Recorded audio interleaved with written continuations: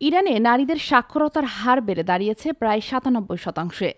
সাম্প্রতিক তথ্য অনুযায়ী নারীরা শিক্ষা গ্রহণ ও সাহিত্য, সাংবাদিকতা, সংস্কৃতি উৎপাদনে রীতিমতো নেতৃত্ব দিচ্ছেন। এটি এমন এক সূচক যা গোটা মধ্যপ্রাচ্যে নজিরবিহীন। ইরানের প্রেসিডেন্ট অফিসের নারী ও পরিবার বিষয়ক উপপ্রধান পারভিন হাজি মোহাম্মদী জানান, বিশ্ববিদ্যালয়গুলোতে প্রায় ৬০% আবেদনকারী নারী। তার মতে, নারীদের শিক্ষা ও সাক্ষরতার প্রসার সামাজিক উন্নয়নের সঙ্গে জাতীয় অর্থনীতি ও সংস্কৃতির অংশ হয়ে উঠেছে। ইরানের ইতিহাসে নারীদের জন্য শিক্ষার সুযোগ এত বিস্তৃত ছিল না। ১৯৭৯ সালের ইসলামী বিপ্লব পরবর্তী সময়ে নারীরা প্রাথমিকভাবে উচ্চশিক্ষায় অংশ নিতে পারেননি। বর্তমান শতকের শুরুর দশকে ধারাবাহিক নীতিগত পরিবর্তন ও স্থানীয় উদ্যোগে নারীর শিক্ষায় নতুন পথ খুলে দেয়। বিশেষত ছোট শহর ও গ্রামাঞ্চলে নতুন স্কুল ও টেকনিক্যাল ইনস্টিটিউট স্থাপন করা হয়। বিশ্লেষকদের মতে, এই সাক্ষরতার বিস্তার সরাসরি প্রভাব ফেলেছে সাহিত্য ও সংস্কৃতি জগতে।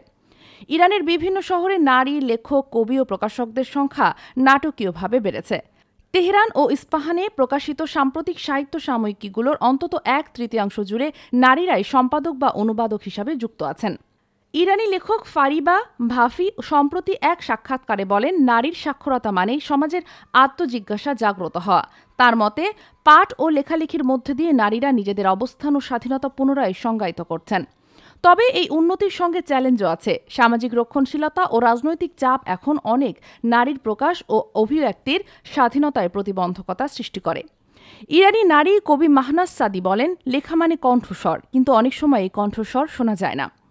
ইরানের শিক্ষা বিশেষজ্ঞরা মনে করেন, সাক্ষরতার এই সাফল্যকে টিকিয়ে রাখতে হলে পাঠ সংস্কৃতির বিস্তারে বিনিয়োগ বাড়াতে হবে।